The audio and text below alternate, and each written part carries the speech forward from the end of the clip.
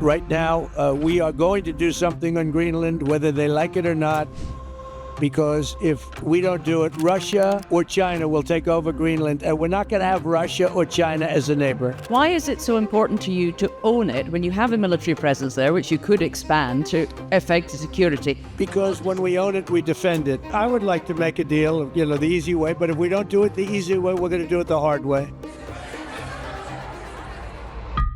Greenland is larger than any European country. It is bigger than every single state in the United States, and it may be richer in untapped resources than many nations that are already considered global resource giants. But on the ground, Greenland feels shockingly small. There are only 3 traffic lights on the entire island, 1 shopping center, and no roads connecting its cities. The average temperature is lower than in any other country on Earth, and the capital city is so tiny that its entire population could fit inside a modest football stadium. This is Greenland, the largest island on the planet, one of the most unexplored places in the world, a land where icebergs are born, where abandoned military bases slowly disappear under snow, a place where dinner might include raw whale blubber, whale skin, or walrus brains. It is not quite Europe, not quite America, not a colony in the traditional sense, but also not an independent country. And that contradiction is exactly why Greenland has suddenly become the most talked about piece of frozen rock on the planet. The question everyone is asking is simple. Why would the world's biggest powers spend money, political energy, and diplomatic capital on what looks like an empty frozen desert buried under ancient ice?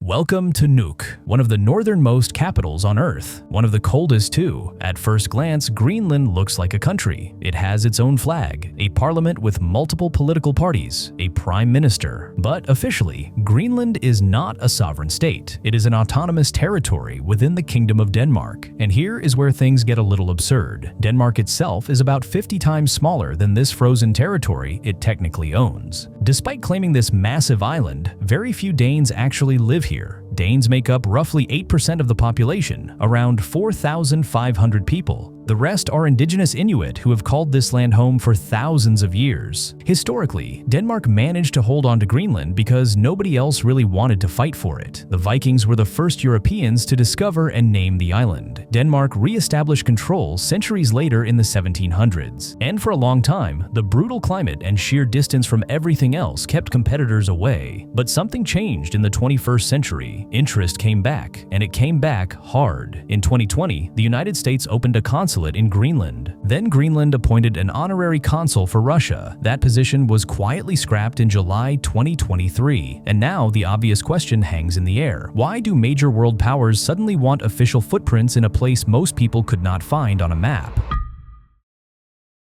If you want to understand why Greenland matters, just look at this map. The shortest path between Washington, D.C. and Moscow runs directly over Greenland. This is why airlines flying long distances often take polar routes. It saves fuel. It saves time. But the strategic version of this geography is much darker. If intercontinental ballistic missiles or strategic bombers ever moved between the United States and Russia, they would take the Arctic route too. This reality turns Greenland into something invaluable, an early warning platform. The United States operates a network of solid-state phased array radar stations designed to scan enormous distances and detect incoming threats. The northernmost piece of that network sits on Greenland at Thule Air Base. But wait, Greenland belongs to Denmark. So how did a massive American military installation end up on Danish territory? The answer goes back to World War II.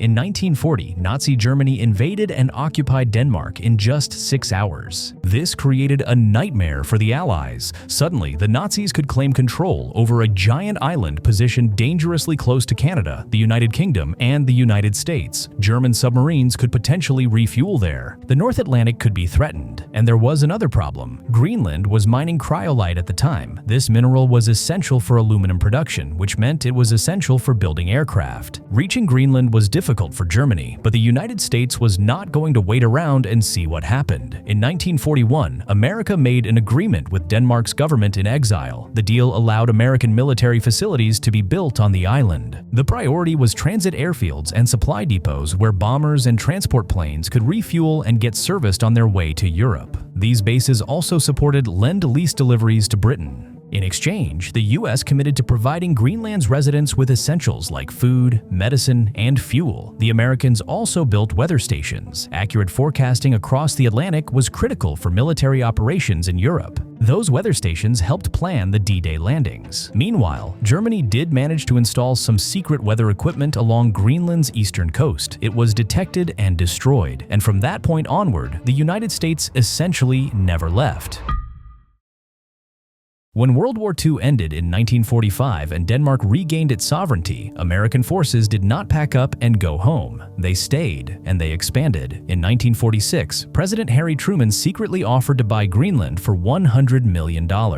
Denmark refused, but the Americans were not pushed out. The strategic logic only grew stronger when Denmark and the United States both joined NATO in 1949. 2 years later, in 1951, a formal defense agreement gave Washington official permission to expand its northern base. The American flag began flying alongside the Danish one on Greenlandic soil. Throughout the 1950s, Greenland was positioned as the first line of defense against the Soviet Union. F-89 interceptor aircraft were stationed there. A network of early warning stations was built to prevent Soviet bombers from sneaking over the North Pole undetected. Greenland also became vital for tracking Soviet submarines trying to slip into the North Atlantic, particularly through the Greenland-Iceland-UK gap. The United States installed underwater detection systems like SOSUS to monitor submarine movements. And here is where Cold War geography connects to modern vulnerability. Running under those same waters are transatlantic internet cables. These physical lines on the ocean floor link Europe and North America. In any serious conflict, securing or cutting those connections would matter enormously. Now add climate change to the equation. Arctic ice is melting faster than scientists predicted. Alongside Russia's northern sea route, there is growing talk of a Northwest Passage. If these routes become reliably navigable, shipping distances on major trade lanes could shrink by thousands of kilometers. The catch is that the passage remains frozen much of the year. Infrastructure barely exists. Conditions are brutal, and the route crosses through the territorial waters and competing interests of Canada, Denmark, and the United States. This is why controlling Greenland is not about the present, it's about the future. If the Arctic becomes a global corridor for trade and transport,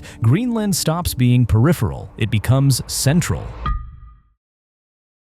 The case for Greenland is not just about missiles and shipping lanes. It is also about what lies beneath the ice. In 2022, the U.S. Geological Survey published a list of 50 minerals considered critical to the American economy and national security. These include rare earth elements and other materials essential for modern electronics, renewable energy technology, and military equipment. The problem is that China dominates global production of many of these minerals. The United States relies heavily on Chinese supply chains for critical inputs. This dependency is not comfortable for Washington. Greenland enters the picture because it reportedly has deposits of 43 out of those 50 critical minerals: copper, diamonds, gold, graphite, nickel, titanium, rare earths, zinc, uranium. It is a full house for American needs. One uranium deposit in southern Greenland is said to hold more reserves than the entire United States. This matters because America operates many nuclear power plants and maintains a massive nuclear arsenal, yet it imports a significant share of its nuclear fuel, including from Russia. Beyond the minerals we know about, there is the mystery of what lies beneath the ice itself. Around 80% of Greenland is covered by glaciers. Some of that ice is up to 3 kilometers thick. What exists underneath remains largely unknown, but as the ice melts, the potential for discovering enormous additional resource wealth grows. Older geological assessments have suggested billions of barrels of undiscovered oil and gas. In 2021, the Greenlandic government announced it would stop issuing new oil exploration licenses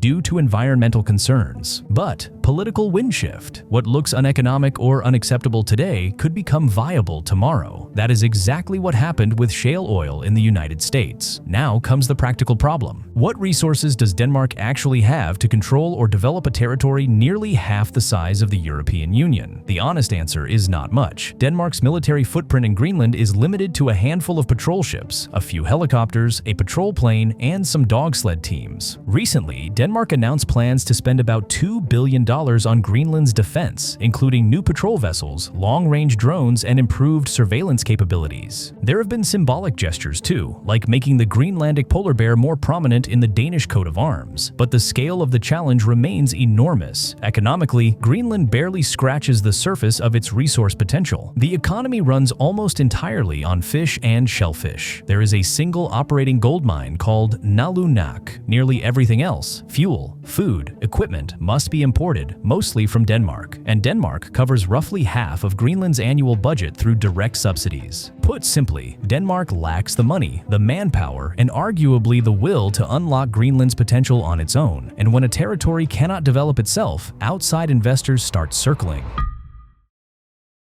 If Greenland needs capital to develop its resources, one obvious source has been knocking at the door for years: China. Chinese firms have sought mining licenses and investment opportunities across Greenland. In 2017, Greenland's Prime Minister traveled to Beijing to discuss Chinese financing for 3 airports worth $595 million. The proposal was ultimately rejected. The United States reportedly pressured Greenland not to grow too close to China. As a result, Denmark had to step in and finance the airports through low-interest loans. In 2020, a rare earth mining license was issued to a Greenlandic company. The problem was that the company did not have the funds to develop the project. Chinese investors showed interest again, but by 2024, the outcome was different. An American corporation called Critical Metals bought into Greenland's resources. The message was clear: strategic assets were not going to end up in Chinese hands, even if Chinese firms offered better terms. But here is where the reality of Arctic development gets complicated. Mining in these conditions requires enormous workforces and massive support infrastructure. The average mining operation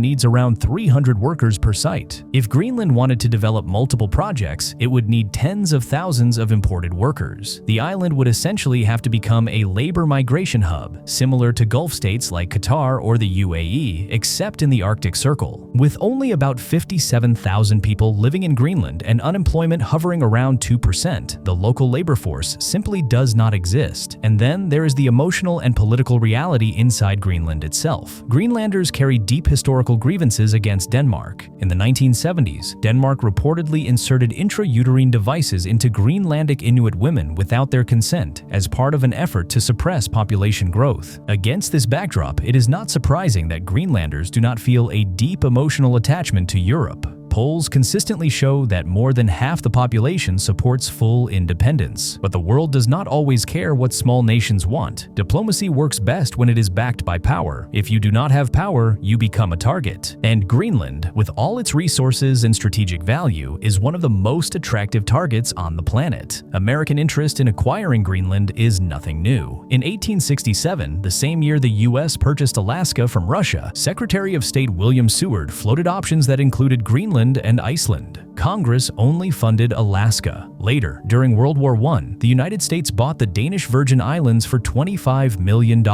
At the same time, America signaled it would not object to Denmark consolidating control over Greenland. Back then, Greenland seemed worthless, a frozen wasteland that, as the old joke went, produced nothing but icebergs. Today, the Arctic's strategic value has exploded. Russia maintains a powerful military presence across its northern coastline. If Greenland ever became part of the United States, new bases could follow. And there is one more factor worth considering. Donald Trump has always been drawn to record-setting achievements. The Louisiana Purchase under Thomas Jefferson, bought from Napoleon for $15 million, doubled the size of the United States in a single stroke. Greenland could be the next historic land acquisition, larger than Louisiana, larger than Alaska, the biggest real estate deal in American history. If you like this video, make sure to check out our other videos too. Hit like, share it with someone who'd enjoy it, and subscribe for more content like this.